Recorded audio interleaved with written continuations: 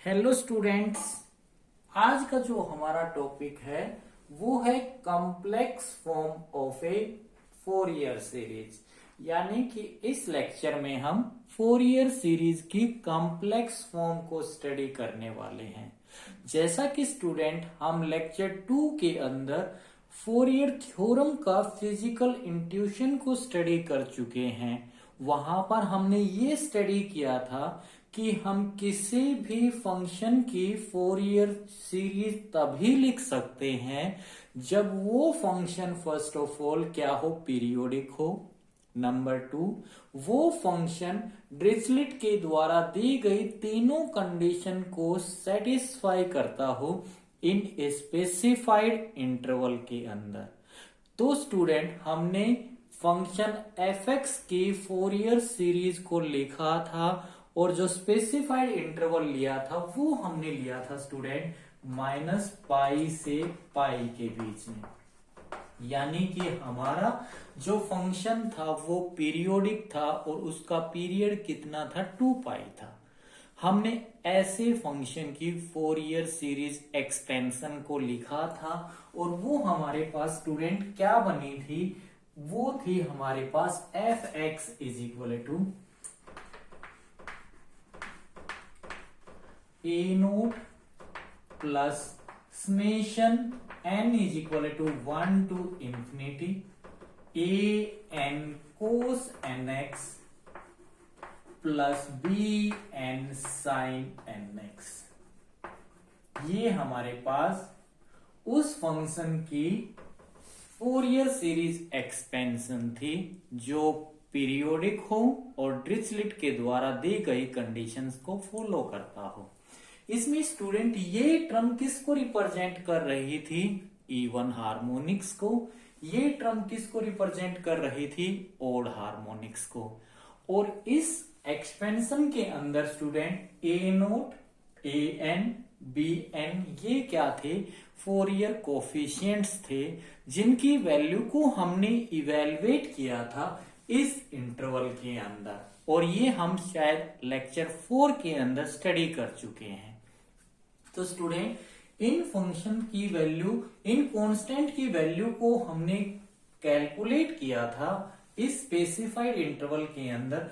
तो वो हमारे पास क्या निकल के आई थी, ए नोट की वैल्यू हमारे पास आई थी 1/2 pi integral -pi to pi F of X into D X. इसके बाद हमने ए एन की वैल्यू को कैलकुलेट किया था और ए एन की वैल्यू हमारे पास निकल के आई थी student, that is equal to pi integral -pi to pi F of X cos N x into D X. Last one हमने कैलकुलेट किया था स्टूडेंट bn को, और bn की जो वैल्यू हमारे पास आई थी वो आई थी हमारे पास pi integral -pi to pi F of x sine N x into D X. यहां तक हम स्टडी कर चुके हैं। यानी कि अब हम क्या स्टडी करना चाहते हैं, जो ये फोरियर सीरीज है इसकी कॉम्प्लेक्स फॉर्म क्या बनेगी। यानी कि इस एक्सपेंशन को हम किसकी टर्म में कन्वर्ट करना चाहते हैं, आयटा के टर्म में कन्वर्ट करना चाहते हैं, क्योंकि आयटा ही कॉम्प्लेक्स कंजुगेट होता है, कॉम्प्लेक्स होता है हमारे पास। तो अगर मैं इस सीरीज को आयटा की फॉर्म में कन्वर्ट कर दूं तो ये फोरियर सीरीज का क्या बन जाएगा, कॉम्प्लेक्स फॉर्म बन जाएगा।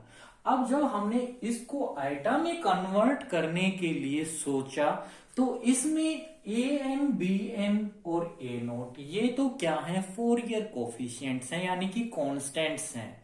ये तो कन्वर्ट कर नहीं सकते। हम किसकी हेल्प ले सकते हैं, यहां पर कोस एन एक्स और साइन एन एक्स की हेल्प ले सकते हैं कन्वर्ट करने के लिए। स्टूडेंट जैसा कि हम जानते हैं कोस एन एक्स को एक्सपोनेंशियल फॉर्म में अगर हम लिखें तो कोस एन एक्स की जो एक्सपोनेंशियल फॉर्म होती है वो क्या होती है, cos of n x is equal to e raise to power iota N x plus E raise to power minus iota N x upon 2। ये कोस की एक्सपोनेंशियल फॉर्म में होता है। अगर मैं साइन को लिखूं तो स्टूडेंट साइन क्या होता है, साइन की जो हमारे पास फॉर्म होती है sine N x is equal to e raise to power iota N x minus, यहां पर माइनस आता है माइनस आइटा एन एक्स और नीचे डिवाइडेड बाय 2 टाइम आइटा आता है। ये हमारे पास कोस और साइन की क्या है, एक्सपोनेंशियल के टर्म में हमने लिख लिया है इन दोनों को। अगर मैं इन दोनों को यहां पर पुट कर दूं, यानी कि मेरे को इसी को तो कन्वर्ट करना है, तो हम क्या करेंगे स्टूडेंट, साइन एन एक्स और कोस एन एक्स की इस इक्वेशन में वैल्यूज को पुट कर देंगे।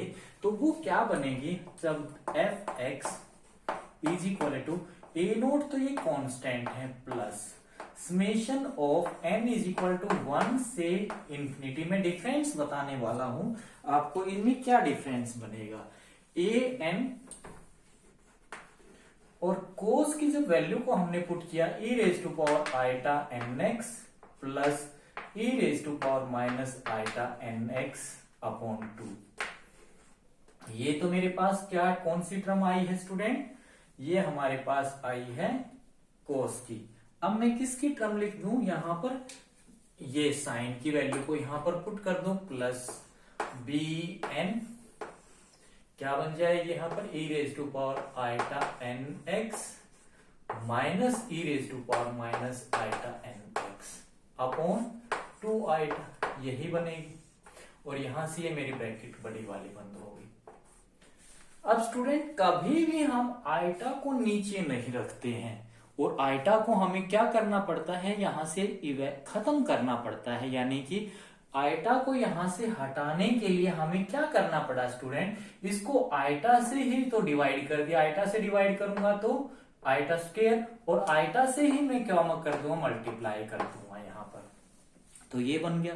और आइटा स्क्वायर हम जानते हैं स्टूडेंट, इसकी वैल्यू क्या होती है, माइनस होती है, तो ये यहां पर क्या हो गया, माइनस हो गया। अब हम यहां पर स्टूडेंट क्या कर सकते हैं, देखिए E raise to power iota N X यहां पर है, E raise to power iota N X यहां पर है, इसके कोफिशिएंट्स को मैं इकट्ठा कर सकता हूं, इसके दोनों के कोफिशिएंट को इकट्ठा कर सकता हूं।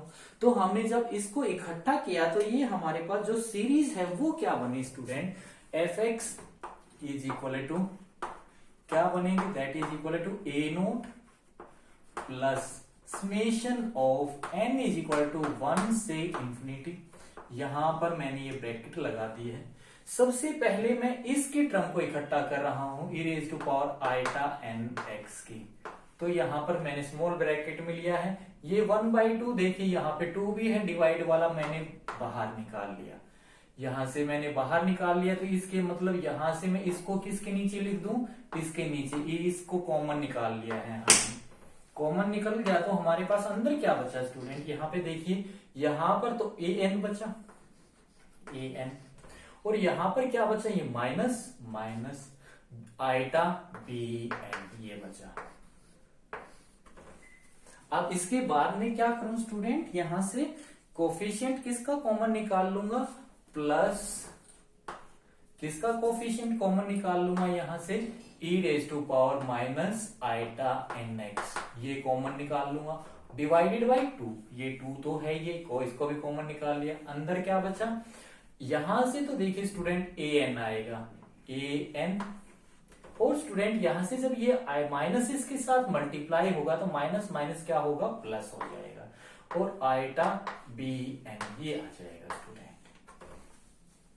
तो स्टूडेंट जब हमने ये देखा तो अब हमने क्या किया, हमें सिर्फ ये दोनों टर्म रखनी है, E raise to power iota N X, इसका मतलब इस 2 को हटा दूं यहां से, और इसके नीचे मैं लिया, ऐसे भी लिख सकता हूं इसको, यहां से स्टूडेंट मैं इस 2 को हटा दूं यहां से, और इस 2 को हटाकर इसके नीचे डिवाइड कर दूं, और स्टूडेंट यहां से ये कंप्लीट ब्रैकेट बंद हो गई, ये वाली ब्रैकेट। तो स्टूडेंट अब मैं इस सीरीज को क्या लिख सकता हूं? जब हमने ये देखा तो ये फोरियर सीरीज की क्या फॉर्म बन गई? F x is equal to A naught plus, यहां पर मैं कॉम्प्लेक्स फॉर्म में लिखना जा रहा हूं स्टूडेंट। तो ए नोट को मैं क्या लिख रहा हूं? कॉम्प्लेक्स फॉर्म में कन्वर्ट करूंगा तो अब फोरियर सीरीज के कोफिशिएंट को भी किस में लिखना पड़ेगा? कॉम्प्लेक्स फॉर्म में। Note A N B N, अब हम यहां पे उनको डिनोट किससे कर देंगे? सी एन से। तो यहां पर क्या हो गया? ए नोट की जगह सी नोट, यानी कि मैं अभी बताऊंगा। यहां पर समेशन स्टार्ट हुआ n इज इक्वल टू 1 से लेकर इंफिनिटी। अब यहां पर इस ई एन, इस वाली टर्म को मैंने पुट कर दिया है सी एन। इसको जब हम पुट कर देंगे तो ये क्या बन गया मेरे पास? C N E raise to power iota N X bracket plus, यहां पर मैंने इस टर्म को किससे रिप्रेजेंट कर दिया है? माइनस सी एन से। और ये क्या बन गया? E raise to power minus iota N x, ये बन गया। तो यहां पर स्टूडेंट क्या क्या है, मैंने क्या क्या रिप्लेसमेंट दिया है? ए नोट को तो मैंने लिखा है सी नोट से, कोमा। इसके बाद मैंने क्या लिखा है? इसके बाद मैंने लिखा है सी एन को मैंने लिखा है, सी एन को मैंने लिखा है A N minus iota B N by 2। और स्टूडेंट मैंने क्या लिखा है यहां पर? सी माइनस एन को यहां से मैंने ये लिखा है that is equal to a n plus iota B n divided by 2। और ये जो एक्सपेंशन बनी है स्टूडेंट, इसको हम क्या कह रहे हैं? ये इस फोरियर सीरीज एक्सपेंशन की ये वाली जो इक्वेशन है वो क्या है? इस फोरियर सीरीज एक्सपेंशन की कॉम्प्लेक्स फॉर्म है, मींस वो आइटा में कन्वर्ट हो चुकी है। तो ये हमारे पास कॉम्प्लेक्स फॉर्म है स्टूडेंट। अगर और इस फोरियर सीरीज के अंदर C naught C N C minus N, ये क्या है? कॉम्प्लेक्स फोरियर कोफिशिएंट है इस फंक्शन एफ एक्स के। अब स्टूडेंट अगर मैं इस इक्वेशन को लिखना चाहूं तो यहां से देखिए, अगर मैं 1 लूंगा यहां पर तो C1 सी नोट तो आए ही आएगा, क्योंकि हमने इक्वेशन n से स्टार्ट कर रखी 1 से। तो यहां पे मैं 0 नहीं ले रहा हूं, 0 लूंगा तो देखो C0, 0 लूंगा तो यहां पर ये 1 बन जाएगा। और माइनस सी माइनस 0 का भी नहीं होता है, तो ये आ जाएगी। ठीक है, तो इसका मतलब मैं यहां पर 0 लूंगा एंड 0 से स्टार्ट करूंगा तो देखो क्या बनूंगा? F x is equal to C0 plus, अगर मैं 1 लूंगा तो यहां पे क्या आएगा? C1 E raise to power 1 यहां पर लूंगा तो ये iota X plus C minus 1 आएगा E raise to power minus iota X plus, अब मैं 2 लूंगा तो यहां पर क्या आएगा? C2 e raise to power 2 iota x, C2 means C2 plus C minus 2 e raise to power minus iota 2x plus C3, ऐसे ही लेता चलूंगा, n की वैल्यू को चलता चलूंगा। C3 e raise to power iota 3x plus C minus 3 e raise to power minus iota 3x, यानी कि यहां पर क्या आ रहा है? देखिए स्टूडेंट, अगर मैं 3 टर्म लेता हूं तो -3 -2 -1, इसके बाद C0 C1 C2 C3। इसका मतलब ये जो सीरीज बन गई वो क्या बन गई? अगर मैं इनको कंपाइल करूं तो ये क्या बन चुका है हमारे पास? F x is equal to, इसको मैं क्या लिख सकता हूं? F x is equal to summation n is equal to, कहां से चलेगा ये? -3 से लेकर 3 तक ये चलेगा। और इसको मैं क्या लिख दूं? CN e raise to power iota NX, ये लिख सकता हूं। तो ये सीरीज बन गई इन जनरल। अगर इन जर्नल इसको मैं इस सीरीज को कंपाइल करके लिखूं तो ये क्या बन जाएगी, ये मेरे पास यहां से 1 हट जाएगा और n की वैल्यू को मैं कहां से चला दूंगा, -इंफिनिटी से चला दूंगा इंफिनिटी तक। आप इस चीज को मैंने समझा दिया। -3 से यहां पर क्या कर दूंगा, ओनली इसका रिप्लेसमेंट क्या दे दूंगा, -इंफिनिटी से कहां तक, इंफिनिटी तक। इसका मतलब मेरे पास ये जो इक्वेशन है ये क्या है, ये कॉम्प्लेक्स फॉर्म है इस फोरियर सीरीज का। और इसके अंदर जो ये Cn है ये क्या चीज है स्टूडेंट, हमारे पास कॉम्प्लेक्स फोरियर कोफिशिएंट है इस फंक्शन का। तो इस फोरियर कोफिशिएंट की वैल्यू क्या होगी, हम कैसे कैलकुलेट करें, अब बात ये आती है। यानी कि हमें बात क्या याद रखनी है, अगर किसी भी फंक्शन की complex form of a Fourier series लिखना आ जाए तो हमें क्या आइटा वाली फोरियर सीरीज को लेना है और सॉल्यूशन फाइंड आउट करना है। तो अब हम इसकी वैल्यू को कैसे कैलकुलेट करें, तो हमने इसकी वैल्यू को कैलकुलेट करने के लिए स्टूडेंट क्या लेना पड़ा, हमें एक इंटीग्रल लेना पड़ा। इन जर्नल कैलकुलेट करने लगे, हिट एंड ट्रायल कैलकुलेट करने लगे। हमने एक इंटीग्रल की वैल्यू को सोल्व करके देखा, फिर देखा क्या वैल्यू आती है। तो हमने एक इंटीग्रल को सोल्व किया स्टूडेंट, और इंटीग्रल क्या लिया हमने, 1/2 1/, इन जनरल हम कोई भी ले लेते हैं, 1/, हम लेते हैं 2 1/2 ये लिया हमने, और इसका इंटीग्रल लिया -π से लेकर π तक, फंक्शन ऑफ f(x) और e⁻⁰nx dx। इसकी वैल्यू को हमने कैलकुलेट करने की कोशिश की और देखते हैं क्या बनता है। जब हमने स्टूडेंट इसकी वैल्यू को कैलकुलेट किया तो e⁻⁰nx हम जानते हैं क्या होता है हमारे पास कोस, इन दोनों टर्म को मैं जोड़ दूं, अगर देखिए इन दोनों टर्म को मैं जोड़ देता हूं तो यहां से क्या बचेगा स्टूडेंट, यहां से हमारे पास आइटा को मैं यहां से खत्म कर दूं ना, तो यहां पर ये आइटा से मैं इसको मल्टीप्लाई कर दूंगा और आइटा से डिवाइड कर दूंगा, तो आइटा स्क्वायर होगा तो नीचे माइनस हो जाएगा, और ये माइनस, ये वाली टर्म ये माइनस हो गई और ये प्लस हो गई। अब स्टूडेंट हमें तो सिर्फ क्या चाहिए, हमें चाहिए क्या, ये सिर्फ ये वाली टर्म चाहिए e⁻⁰nx।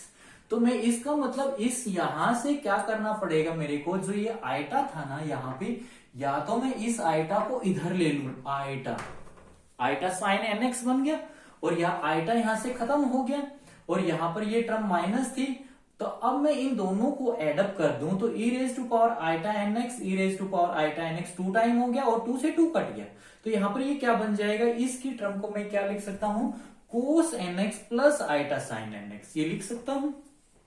क्योंकि हमने सिर्फ क्या किया है, जो ये नीचे आइटा था ना, इस आइटा को यहां से हम साइन के साथ ले आए, और साइन के साथ ले आए तो आइटा खत्म हो गया यहां से। अब इस इक्वेशन को और इस इक्वेशन को दोनों को एडअप कर दिया, एडअप किया तो ये वाली टर्म तो कैंसिल हो गई, प्लस माइनस कैंसिल हो जाएगी, और ये वाली टर्म 2 टाइम बन जाएगी, 2 टाइम, तो नीचे भी 2 था, 2 टाइम से 2 टाइम कट गया, और e⁻⁰nx की वैल्यू आ गई cos nx plus iota sine nx।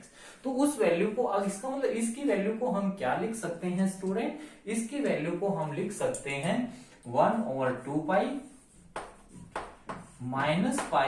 to π f(x) cos nx plus iota sine nx into सारे के dx, ये लिख सकते हैं।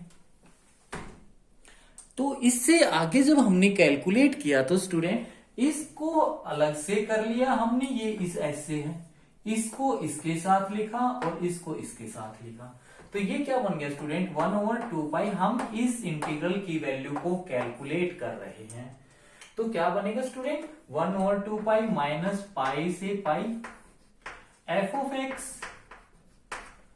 cos nx cos of nx plus, यानी कि मैं इसको सेपरेट कर रहा हूं, ब्रैकेट स्टार्ट कर लेनी चाहिए यहां पर, यानी कि मैं क्या करूं, यहां से ब्रैकेट स्टार्ट कर लूं और पाई को इसके साथ ले लू, 1/π अंदर लेके जा रहा हूं, यहां से 1 और 2 को बाहर रख लिया, पाई को इसके साथ भी लेके गया, पाई को इसके साथ भी, plus 1 over pi minus pi to pi F of x sine N x into D x. ये हो गया ना स्टूडेंट, यानी कि हमने इसको सेपरेट कर दिया, इसके साथ पाई ले लिया, ये वाली टर्म आ गई, पाई इसके साथ भी जाएगी एफ एक्स और आइटा और आएगा स्टूडेंट यहां पर साथ में iota, iota sine N x, ये आ गया।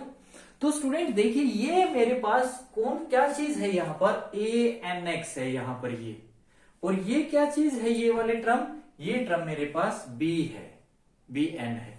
तो इसको मैं क्या लिख सकता हूं, that is equal to 1 over 2, ये तो ए एन बन गया, दैट इज इक्वल टू में चलेगा ए एन प्लस यहां पर ये आइटा है, आइटा बी एन और डिवाइडेड बाई 2। स्टूडेंट यहां पर देखो ना, ये वाली वैल्यू को हमने क्या पुट किया था, ये वाली वैल्यू को तो c माइनस एन पुट किया था, is equal to c minus n. इसका मतलब अगर c माइनस एन इस कोफिशिएंट की वैल्यू को मेरे को कैलकुलेट करना है, तो मैं किस फंक्शन की वैल्यू, किस इंटीग्रल की वैल्यू को कैलकुलेट कर लूंगा, इस इंटीग्रल की वैल्यू को कैलकुलेट कर लूंगा, इस कोफिशिएंट की वैल्यू मेरे पास निकल आएगी। अब अगर मेरे को इस कोफिशिएंट की वैल्यू को फाइंड आउट करना है, सी एन की वैल्यू को फाइंड आउट करना है, इस सी एन की वैल्यू को, जो कि मेरे पास कॉम्प्लेक्स फोरियर्स है, अगर मैं इसको कैलकुलेट कर रहा हूं तो मैं यहां से स्टूडेंट इसको हटा रहा हूं। तो इसकी वैल्यू को कैलकुलेट करने के लिए हमने क्या किया, हमने फिर एक इंटीग्रेशन को स्टडी किया और उसकी वैल्यू को कैलकुलेट करके देखा क्या बनती है हमारे पास। तो ये जब हमने इसको कैलकुलेट किया तो हमने क्या देखा स्टूडेंट, देखिए यहां पर ये इंफिनिटी रहेगा, ये हटा दो, ये x है, यहां पर हमने सोल्व करके देखा था, ये यहां से इंफिनिटी है। तो यहां पे देखिए अब हमने कौन से इंटीग्रल की वैल्यू को कैलकुलेट किया, 1 over 2 pi F minus pi से लेकर पाई एफ ऑफ एक्स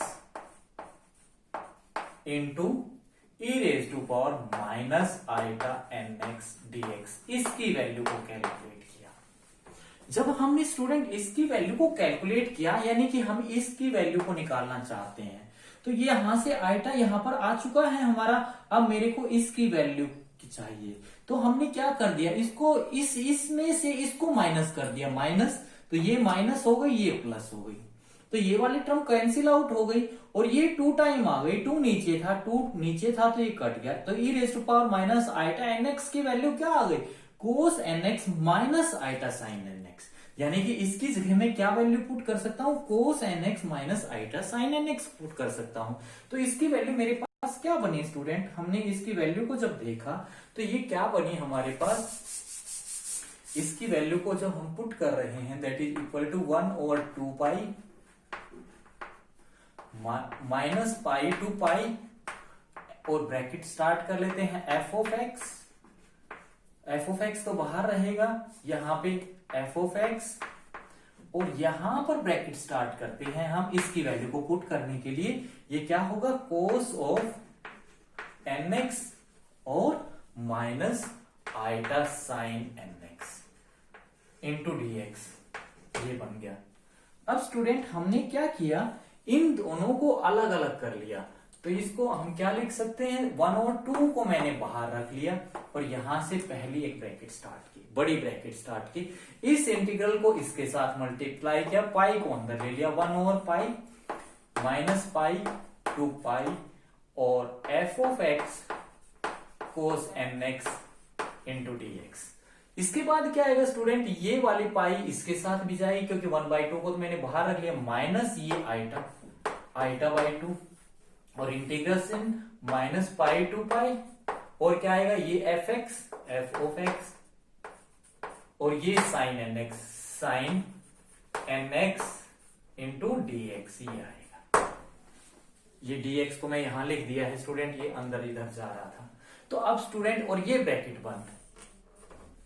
अब स्टूडेंट देखिए ये वाला टर्म जो है मेरे पास क्या है, ये वाली टर्म तो मेरे पास ए एन है, और ये वाली टर्म स्टूडेंट क्या है, ये भी n है, तो इसको मैं क्या लिख सकता हूं स्टूडेंट, हाफ ऑफ, ये तो मेरे पास ये पूरा का पूरा इंटीग्रेशन क्या बन गया, an प्लस ये माइनस है, माइनस आइटा है, आइटा नीचे ये यहां से 1/2 ये क्या बन गया, bn। और स्टूडेंट ये हमने देखो क्या पुट किया था, ये हमने पुट किया था cn is equal to cn। इसका मतलब स्टूडेंट क्या समझे हो, अगर मेरे को cn की वैल्यू निकालनी है, cn की वैल्यू निकालनी है, तो मैं किस इंटीग्रेशन की वैल्यू निकालूंगा, 1/2 pi minus pi to pi minus pi to pi, और क्या हम इसको रेड कलर से लिख देते हैं, ये इंटीग्रेशन को थोड़ा सा डिफ्रेंशिएट हो जाएगा ताकि यहां से मिक्सअप ना हो। तो cn की जो वैल्यू बनेगी वो क्या बनेगी, 1/2 pi limit minus pi to pi f of x into e raise to power minus iota nx into dx। और अगर मेरे को c माइनस एन की वैल्यू निकालनी है तो हम इस इंटीग्रेशन की वैल्यू निकाल लेंगे, ये किसके बराबर आ गया, c माइनस। यानी कि अब हम इसको कंक्लूड करना चाहते हैं, तो क्या कंक्लूजन बना स्टूडेंट, अगर हम किसी भी फंक्शन की जो फोरियर सीरीज लिखी है हमने, उसकी हम क्या कॉम्प्लेक्स फॉर्म लिख सकते हैं, कब, जब उस फोरियर सीरीज को हम किस में कन्वर्ट कर दें, आइटा की फॉर्म में कन्वर्ट कर दें। तो complex form of a Fourier series of a function क्या बनेगी, वो हमारे पास ये बनेगी, f x is equal to summation minus infinity to infinity c N E raise to power iota N x. और जो ये cn है ये क्या है, कॉम्प्लेक्स फोरियर कोफिशिएंट है of a this function and whose value can be calculated by using this integration. इस integration की हेल्प से हम उसकी वैल्यू को कैलकुलेट कर लेंगे। ये स्टूडेंट हम किस इंटरवल में कैलकुलेट कर रहे हैं, minus pi to pi, minus l to l में भी हम कैलकुलेट करेंगे, लेकिन वो नेक्स्ट लेक्चर्स के अंदर प्रोसीड करने वाले हैं स्टूडेंट। तो स्टूडेंट ये complex form of a Fourier series lecture था। अगर आपको मेरा लेक्चर अच्छा लगे तो स्टूडेंट चैनल को सब्सक्राइब करना ना भूलें, लाइक करना ना भूलें, अपने दोस्तों के अंदर शेयर जरूर करें। Thank you.